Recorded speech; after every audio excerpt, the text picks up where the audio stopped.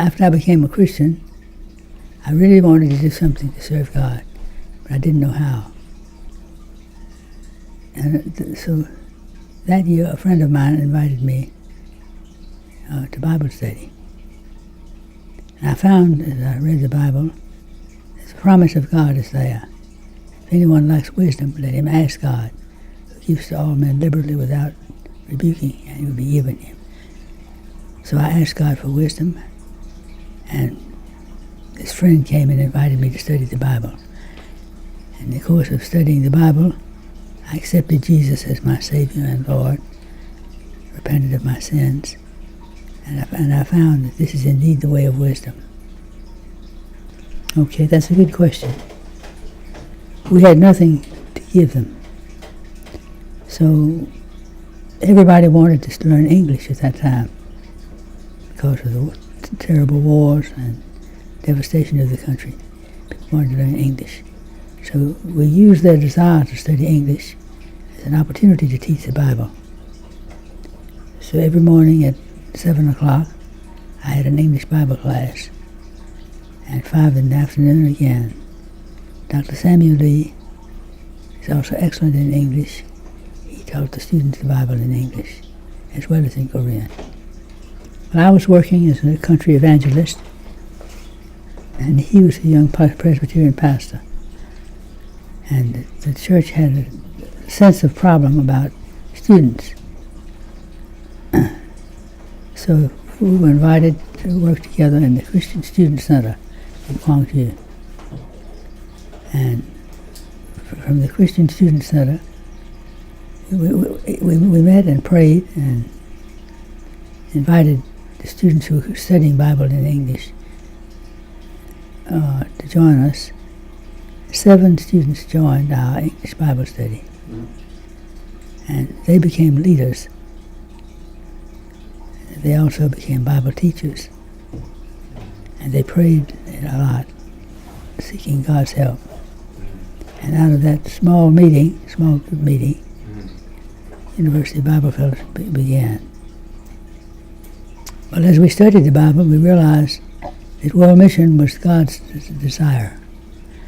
He wanted all Christians to reach out to others with the gospel. So our motto was Songso Hanguk Sege Sanyo Changmak Toro Lolpira.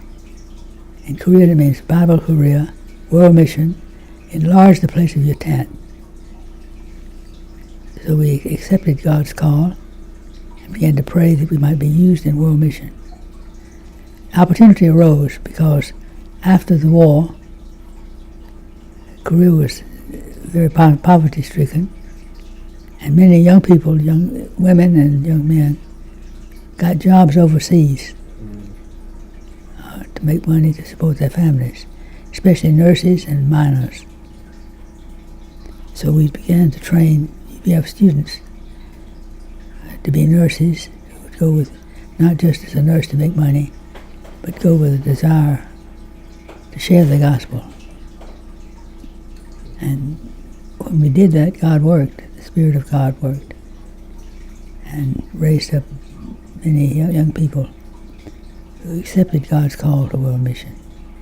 First they came to Germany, then to America, and then to the ends of the earth. And we found that because God is pleased with world mission, He blessed us. Well, I had several first. The one that I'm in touch with these days, her name is Hanok Kim. She was a student in Cheonnam National University, English student, and she accepted God's calling to be a missionary and went to Jeju Island as a student missionary. And God blessed her life after that, and blessed UBF, the missionary sending community. It was not a matter of money. Most people think that they can only be missionaries if they have a lot of money backing them up. We found that it's a matter of depending on God and asking His help, seeking to obey His commands. Sacrifices of time, life, commitment, If you make a commitment to God, then you don't make a commitment to money. If you make a commitment to marry a godly woman, then you stay with her. Commitment is important. Sacrifices, I don't know that there are any sacrifices. We gain far more than we lose. I think that almost every young person at some point in time wants to know the purpose of his life. Why am I in this world? Why did God put me here? What is the meaning of life? And in asking those questions, we get the answer from God. God who created us for a purpose. And he wants to use us for his own purpose.